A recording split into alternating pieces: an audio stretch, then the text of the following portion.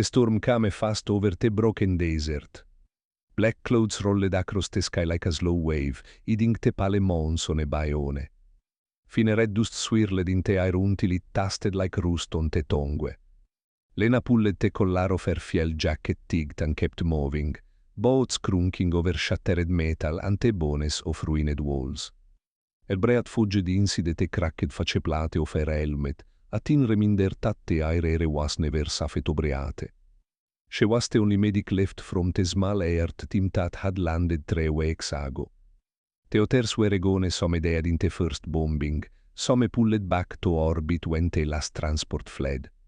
But Lena had stayed. She told herself it was duty. She told herself that Someone had to search for survivors in the wreckage of this forgotten outpost. Ma ibe the truth was simpler. She could not bear to leave wille voice still cried out in the dark. Lightning split the horizon and lit the ruins in harsh white. For a heart beat she saw the skeleton of the station, beams twisted and walls torn open like the ribs of a giant animal. The smell of scorched wiring and burned fuel clung to everything. She stepped over a fallen antenna and kicked the scanner on her wrist. A faint pulse leaf still flickered somewhere inside the lower levels. Her heart kicked hard. If Someone was alive down there, she had to reach them before the next storm front or before the patrol drones came back. The war between the Sorran Alliance and the Human Union had left this planet nothing but a graveyard, yet the machines that hunted bots the still roamed. She tigtene their grip on the small, plasma cutter and found the hatch half buried under rubble. The metal door groaned as she forced it open.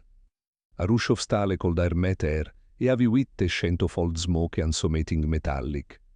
She dropped rogue boats clanging on a narrow stairwell, the only light the wake beam from her helmet. Stepped showed to loud in the silence. At the bottom a corridor stretched and dark, flooded in places with dirty water. She followed the scanner's pulse, her heart beating to its rhythm.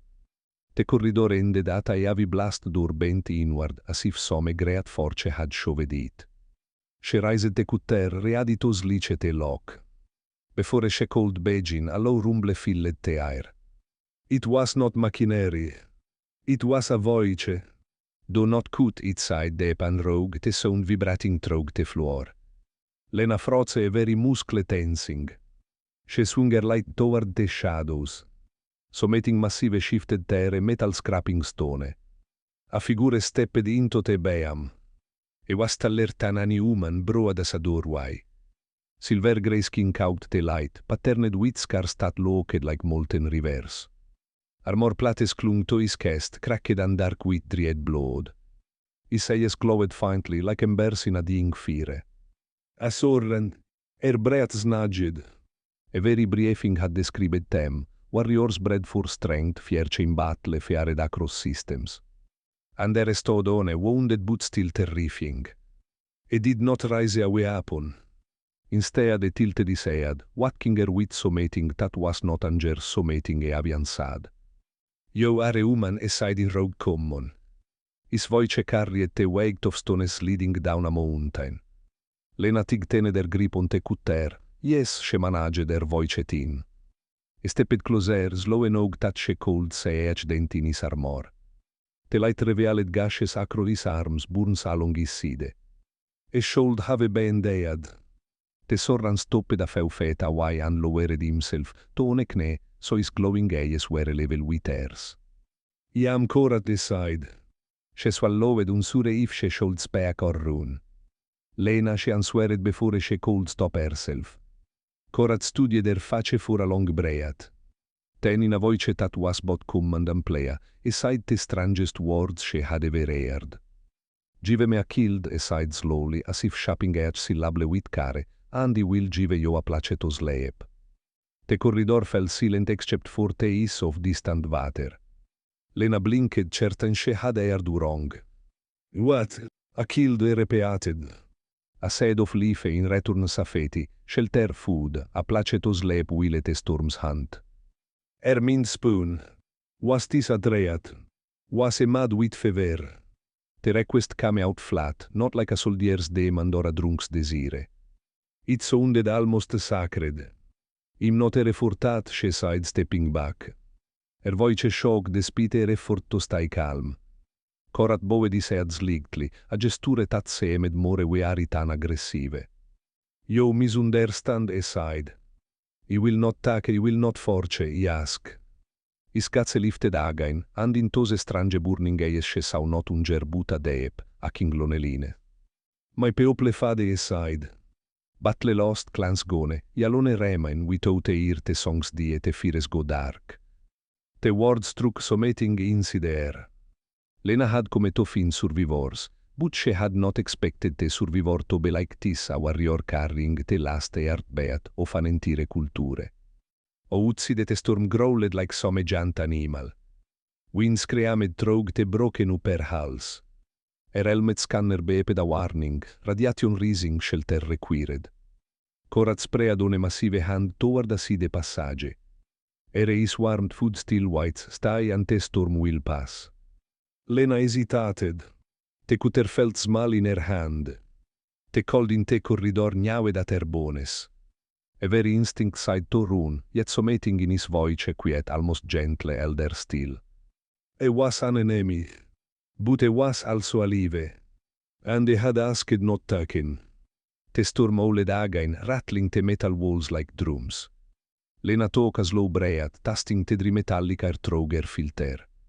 Perhaps she had no real choice at all. She lowered the cutter just a little and nodded once.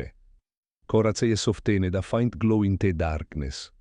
For the first time in weeks, Lena felt the edge of Arease, not gone, but bending like iron softening in a forge. The storm outside roared, but inside the ruined outpost, two enemies faced each other not with weapons, but with the fragile thread of trust, the hidden chamber smelled of old metal and faint smoke, but it was warm. Lena stepped through the narrow doorway after Corat, her boots showing on the smooth stone floor. A soft orange light came from a cracked generator in the corner. It hummed like a tired earth but still kept the room alive with a low heat. She lowered her helmet out and breathed carefully through the filter.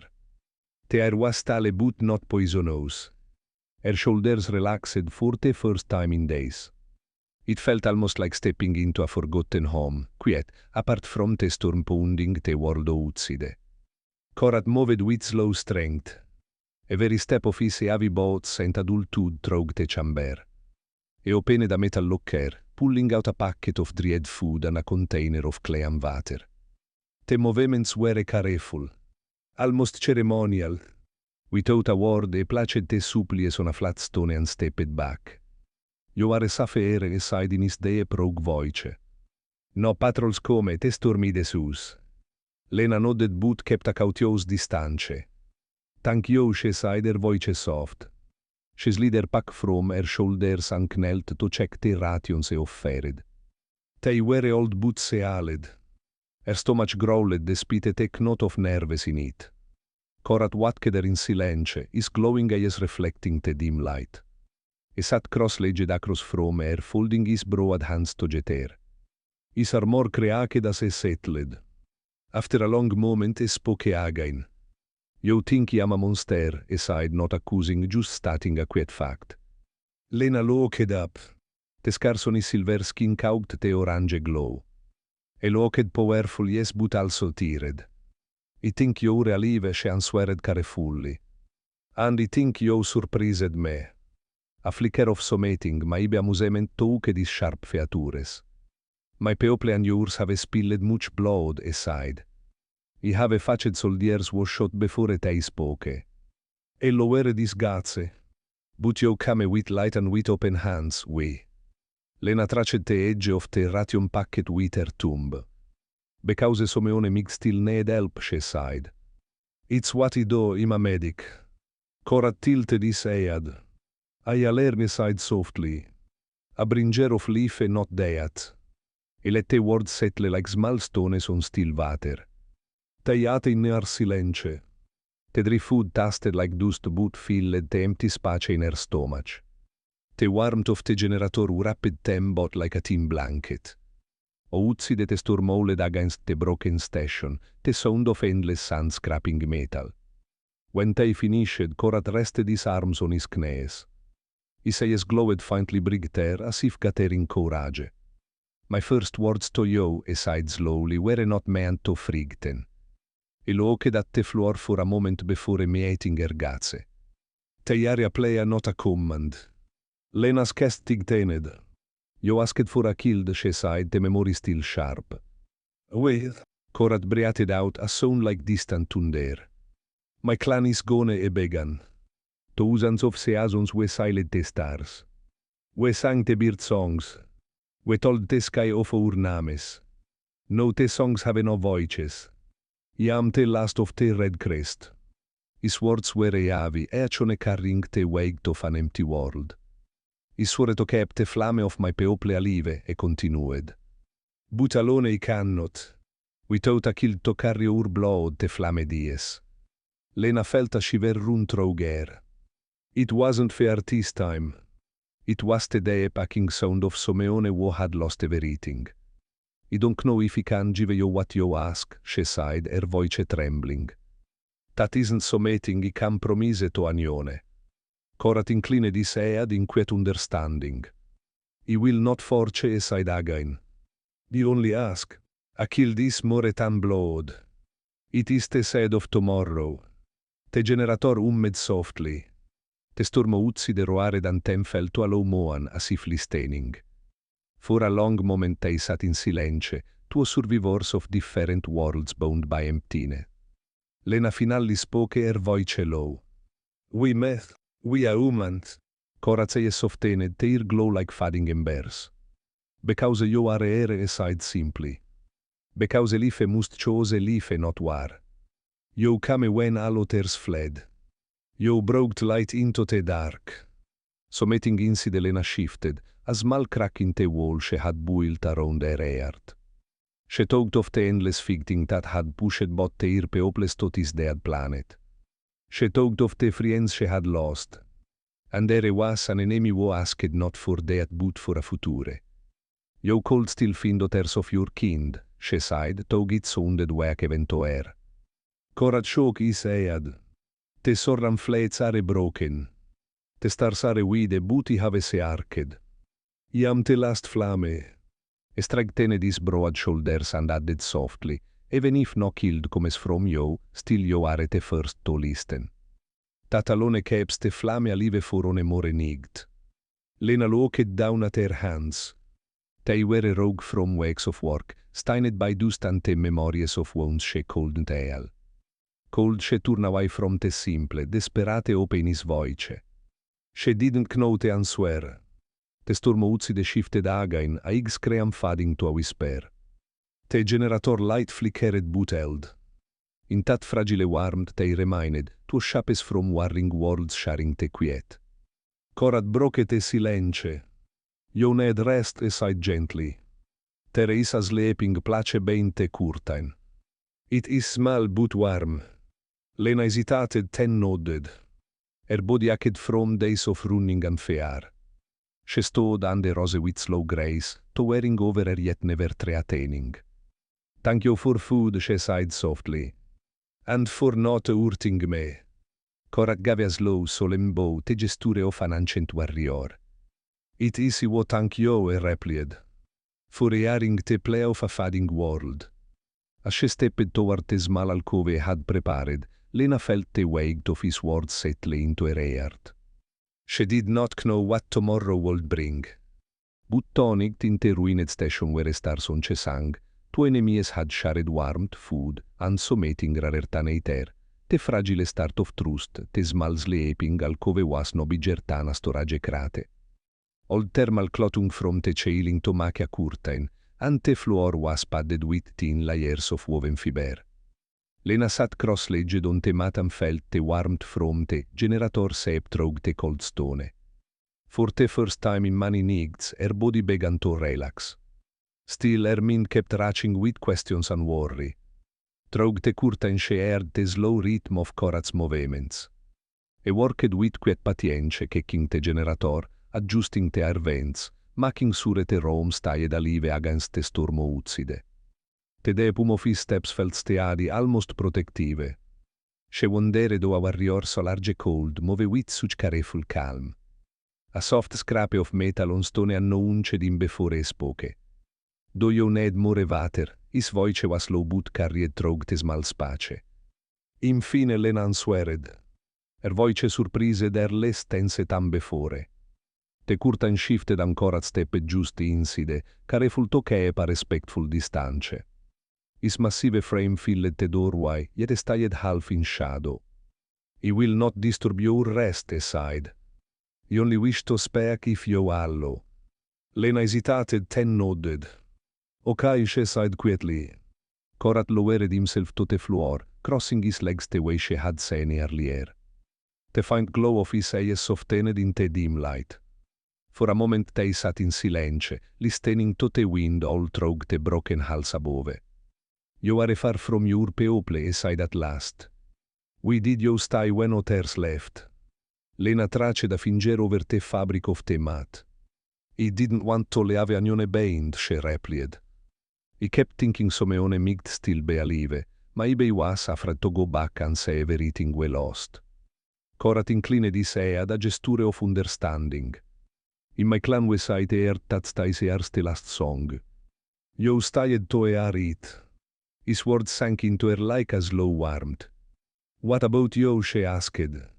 We are you still here. He rested his huge hands on his knees. My fleet shattered in orbit. He fought to protect our children, our singers, our elders. When the last ship fled, he remained. A warlord must share the fate of his people. He survived when the others did not. Now he guard the memory of my clan. His voice held no self-pity, only a quiet sorrow. Lena's chest tightened. You must fail so alone. Korat looked into the orange glow of the generator. Alone, yes, but not empty. He carried the songs. A very scarce name, a very bright memory. If he did, those names vanished like smoke. The thought struck her like a sudden wind. She imagined a whole culture reduced to one heartbeat is. No archives, no children, just a single warrior holding a universe of stories. He can help record them, she offered softly. I have a data unit in my pack. I can save your words. His eyes brightened. That would honor them, he said, voice almost a whisper. But the songs are meant for living voices, for children to learn at their mother's knee. Silence stretched again. Lena heard the distant thunder of the storm and felt the weight of his hope press against her. It was not hope for conquest or power. It was the simple aching hope that Someone Anione would carry the flame forward. She arched for the rigged words. I don't know if he can give you a killed, she said carefully. But he can listen. He can remember. Korat turned to her, eyes glowing like dim stars. That is already life, he said. A memory carried is a seed planted. He began to speak then slowly at first in his own language. The words rolled deep and musical, full of long vowels and quietums. Lena didn't understand the meaning, but the sound alone filled the chamber with strange beauty. When he paused, he explained in rogue common. It is the song of first sky. It tells how we came from the red clouds to walk the stars. He talked her a single phrase, guiding her through the strange clicks and flowing tones. She stumbled over the sounds, but smiled faintly. You honor us, he said. Your voice carries our down. For a while they shared stories. Lena told him about the blue oceans of earth, the smell of pine trees after rain, the way children on her home world chased fireflies in warm summer nights. Korat listened with quiet wonder, asking small questions in his careful way. He told her of crystal forests on his bird moon and of grey dunes across violet plains, where a twin sun set the sky on fire. Each story felt like a thread weaving between them, binding to a broken world's together. The generator flickered, and the storms all faded to a distant tomb. It felt as though time itself slowed inside the small chamber. Lena realized she no longer gripped her medkit for comfort. Her heartbeat matched the low, steady rhythm of his voice. When the last tally ended, Korat leaned back against the stone wall. You have brought light to this place, he sighed softly. Even if tomorrow brings death, tonic teres life. Lena metis gaze. I don't say you as an enemy anymore, she admitted. You ure just someone trinto kepa promise. Corat bove disead, a warrior salute filled with quiet gratitude. You say with I alers eart beside. Tat istrunger tan ani blade. Te silence tat followed was gentle not e avi. O utside te storm finali broke, le having only te whisper of settling dust. Inside tuo survivors from opposite sides of our satto jeter, not as conqueror and enemy, but as voices sharing te same fragile nigt. Lena lie down on te tin mat. She felt corat settle utside te curtain, is presentia quiet shield. For the first time in weeks she let sleep take her without fear. And as she drifted off, the last sound she heard was not the wind or the hum of the generator. It was Corat's low voice singing the song of first sky to the dark. A lullaby for a world that refused to die, morning came as a pale red light creeping through cracks in the stone ceiling.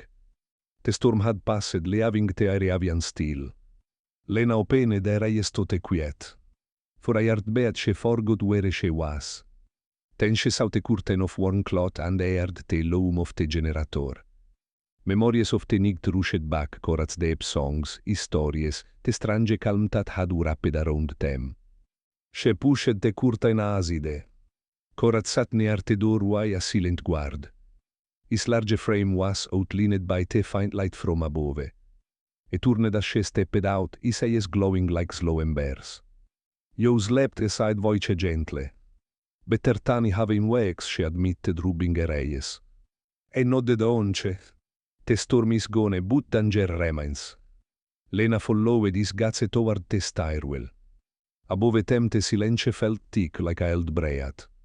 Her wrist scanner blinked a soft green, showing calmer but faint movement far off. She checked the signal again. Something was there small pings on the edge of the range. Corat stood his massive figure blocking the narrow hall. Your people searched aside quietly. Lena searched leapt. Her rescue team. Teire close. E stepped to her side and studied the scanner. Closer than nightfall, but not alone, machines hunt with them drones from the war. The war drones made her stomach twist.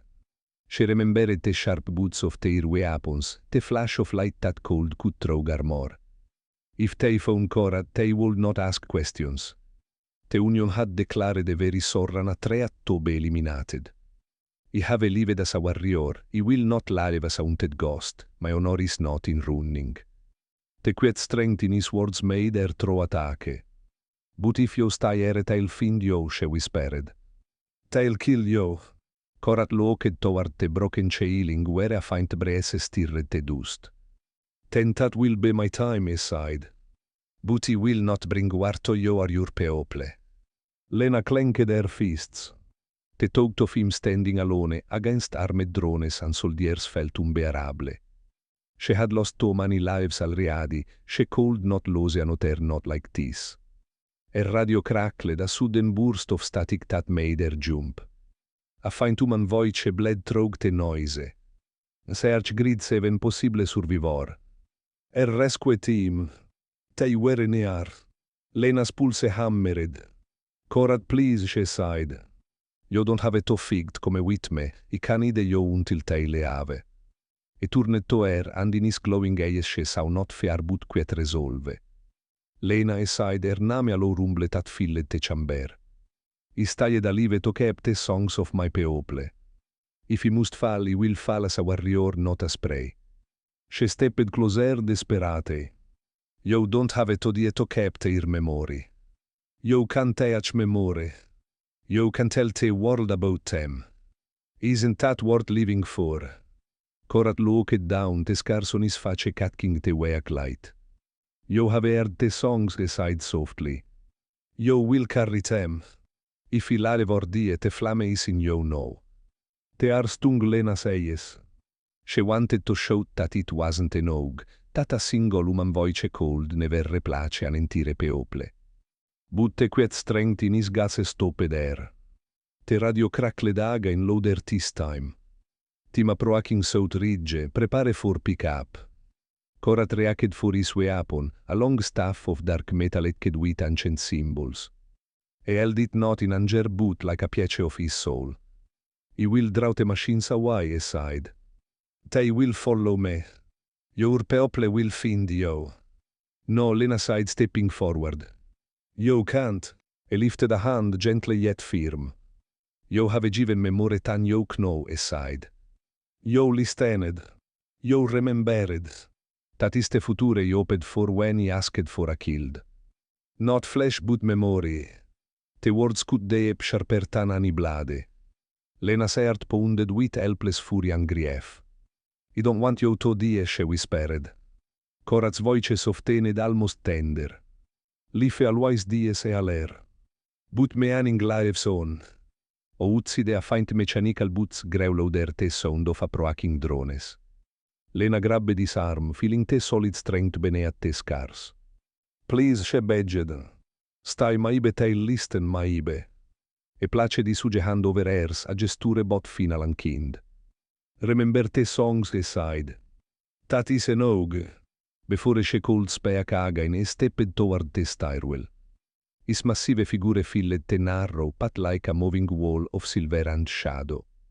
The orange glow of the generator lit him for an instant, painting his scars like lines of fear. Lena's breath caught. She wanted to follow to drag him back, to scream at the sky itself. But submitting in his steady walk calm, unbroken elder still.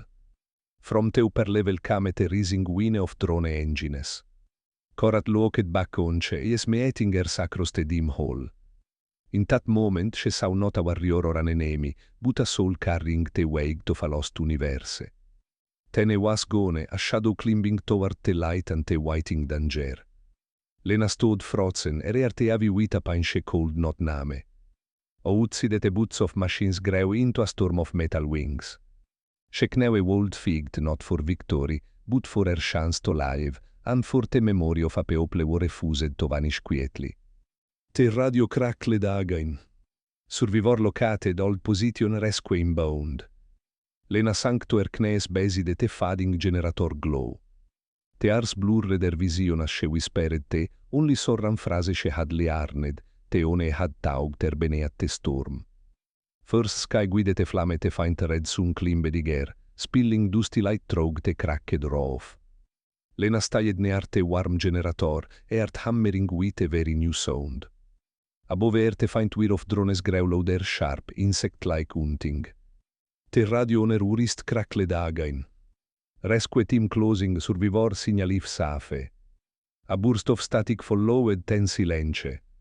She wanted to answer to show that she was alive. But if she sent a signal, the drones would the arto. And corat migtal riadi beaut terrifying them. Her hands trembled.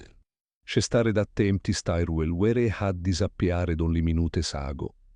The memory of his last look to the glowing eyes the had unsad burned in her chest. It was more than the guts of a warrior. It was a farewell wrapped in quiet pride. A distant clash chewed down the corridors. Metal streaking metal. Tente un mistakable crack of energy fire. Lena's breath caught. She gripped her med kit and moved to the stairwell. The sound of battle carried on the cold air like a storm of ghosts. Corat she whispered voice shaking. She climbed carefully, every step arranging in the silent ruin. When she reached to her hall, the world was a blur of broken walls and pale morning. The wind hissed through jagged steel beams. In the distance bright sparks of light flashed, blue against the red dawn. Through a gap in the wreckage she saw him. Corat moved like a living storm. His long staff whirled in great arcs of silver, streaking drones from the sky. Shards of metal rained down as the weapon screamed. Every movement of his massive body was both fierce and beautiful, like the last dance of a warrior who had nothing left to lose. But for every drone destroyed, two more appeared, black shapes leaching the thin air. The rescue team was near, she called the art a distant roar of a shuttle engine. If she signaled them now, they might reach her, but they would also say him. Human soldiers would shoot first. They would say only an enemy fighting machines and would not wait for explanation. Lenas heart tuded painfully. Scholcerunto im tritoscield im witer on body. Cold shaven reach im before the soldiers did. Another drone exploded under Korat's strike, light flashing like a star. A fought without hesitation, without fear. It was not a fight for survival. It was a fight to keep the machines away from her. A very steppy talk was a wall between her and death. Her eyes blurred with sudden tears. This was the choice she had spoken of, the life of a warrior, not prey. But it was also her choice. She could stay hidden and alive. Or she could risk everything to stand beside him. The radio isse again. Survivor we have your coordinates, rema invisible, repeat rema invisible. Tumbo vered over te transmit kei. One touch and a flare beacon would rise. One touch and soldiers would say and him. A sudden memory surfaced, his voice tenict before deep and soft. A memory carried is a seed planted. He had never asked her to save his body. He had asked her to save his story. Kest aked. She lowered the radio.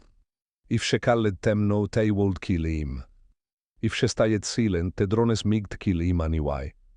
The sky split with another shout of metal. Korat stagged under it, ten roared, spinning his staff in a brig dark that cut two drones from the air. He looked toward her for the briefest instant.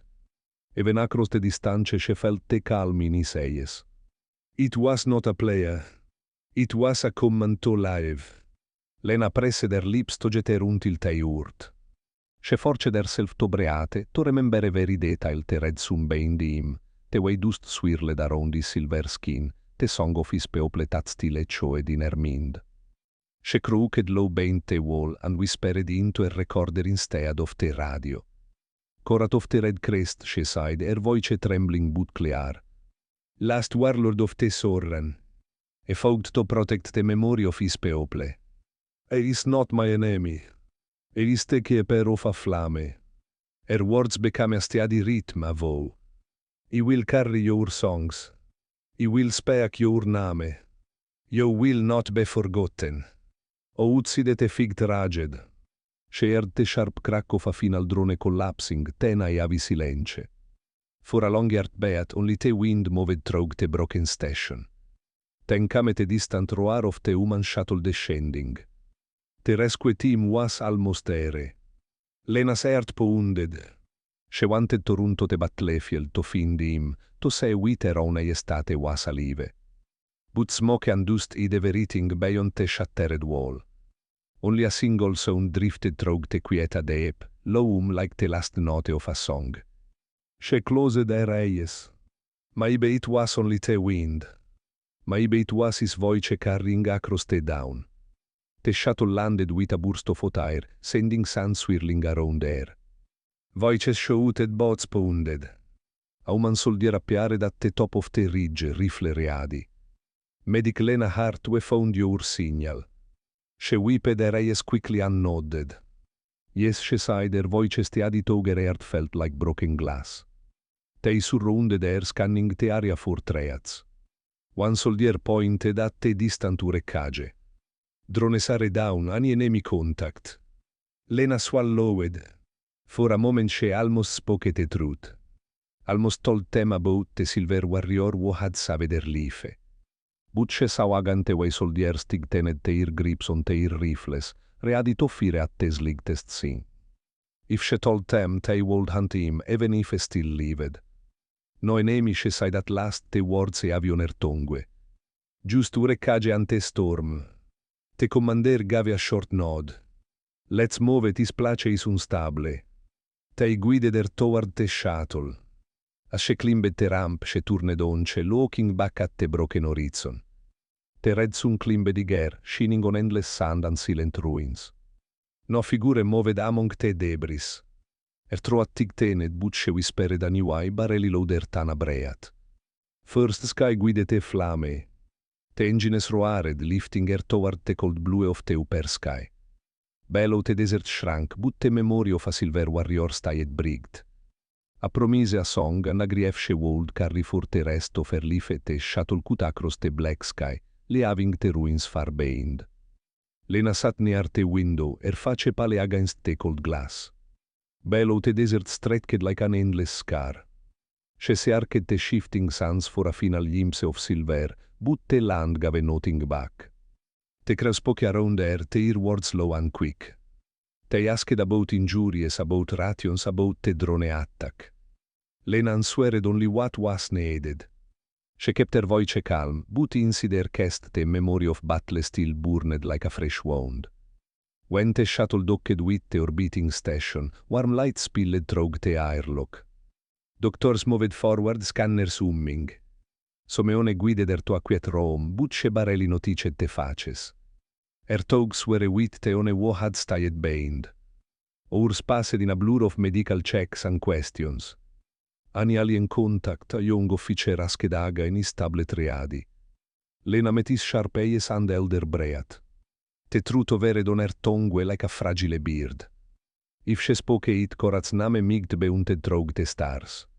No, she sighed softly. Only machines. The officer nodded and tipped. Machines repeated and moved on. When she was finally alone, Lena sat on the edge of the narrow bunk. The silence of the station pressed around her. It felt so clear and so safe. The humidifier filters replaced the sound of desert winds. The walls smelled of metal and soap, not of sand and smoke. She closed her eyes. In the darkness she saw him again. The bright flash of his staff, the calm strength in his eyes. The way he had stood between her and death without hesitation. Her chest ached. He was gone, and yet he was everywhere. Every breath she took carried the faint rhythm of his song. A melody of stars and old promises. Days turned into weeks. Lena returned to duty on the orbital station. She repaired medical equipment, helped with rescue records, smiled when people thanked her for surviving. But at night when the station lights dimmed, she wrote. She wrote the story of a warlord with silver skin and a voice like deep thunder. She wrote about a young people who planted memories like seeds in the hearts of strangers. She wrote of a desert night where a trust grew between enemies. So metimes her hands shook as she typed. Because each word carried both comfort and pain. Comfort because it kept him alive. Pain because every sentence reminded her of the silence where his voice should be. One evening months later, a soft chime announced an incoming message. It was from the Research Council on Earth.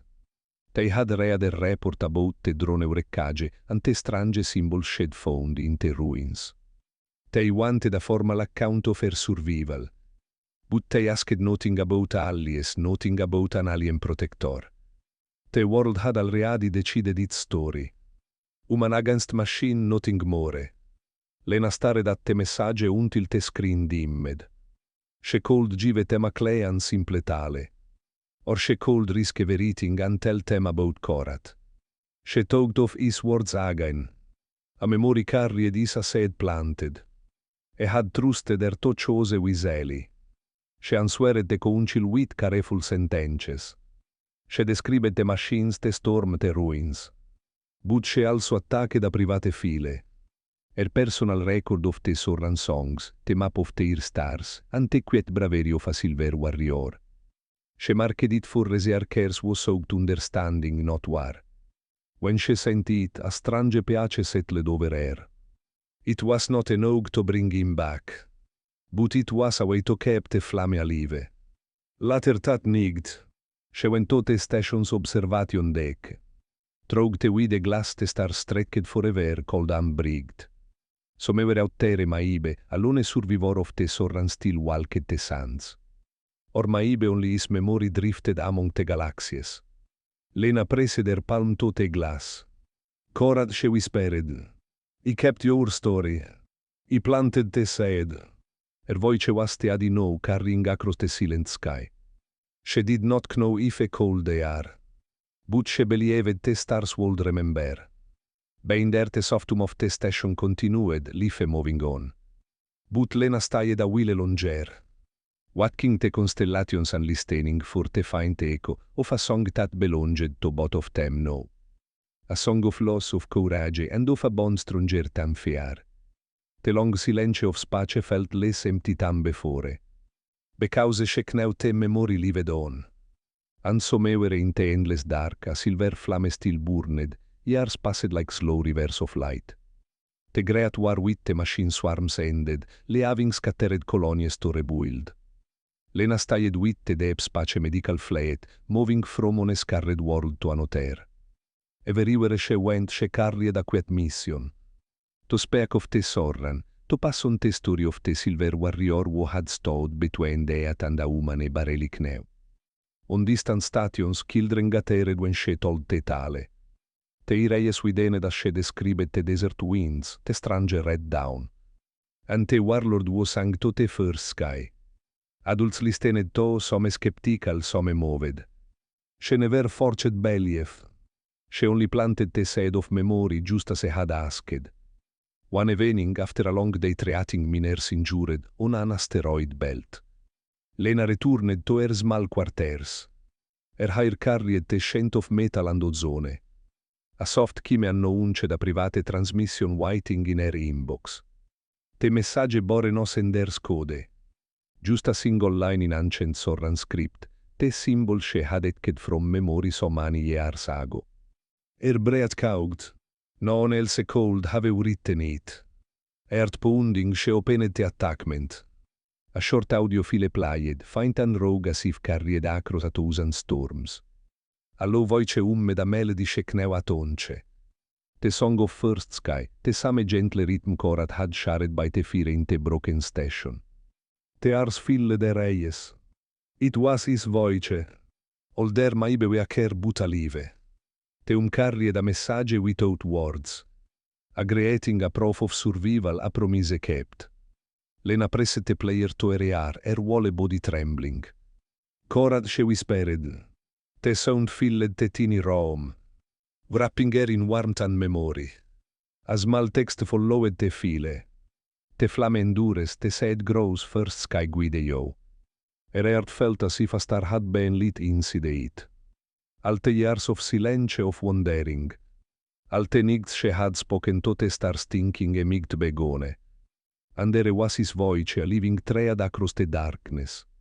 She sent a reply careful Sorran words, the one she had taught her. The seed is planted, your song is safe, you are not forgotten.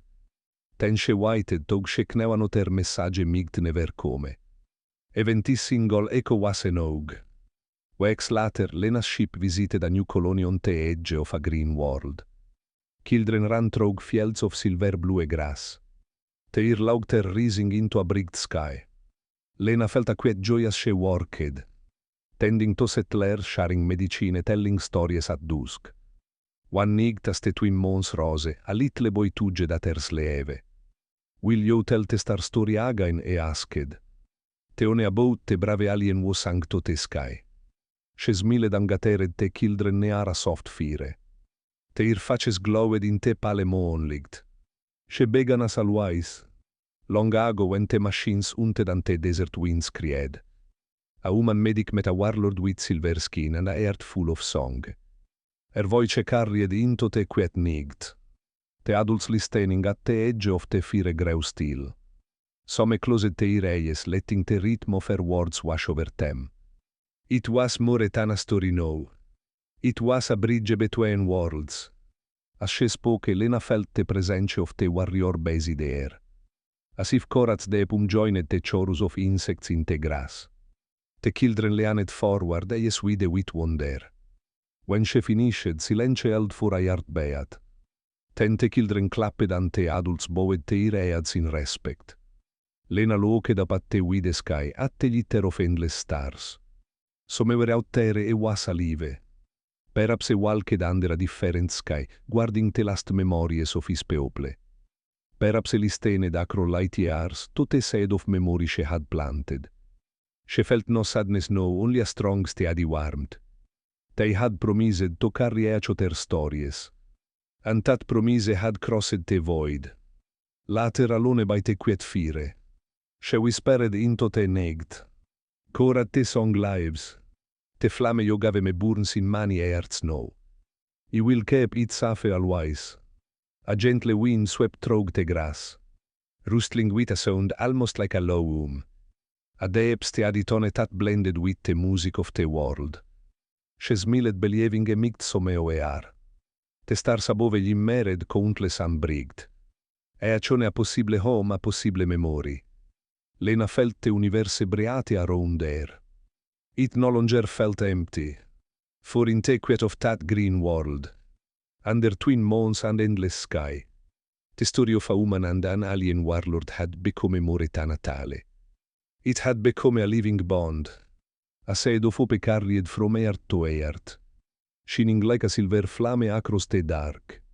And in that moment, Lena knew that the memory of Korat, and the love hidden in his song, would never fade.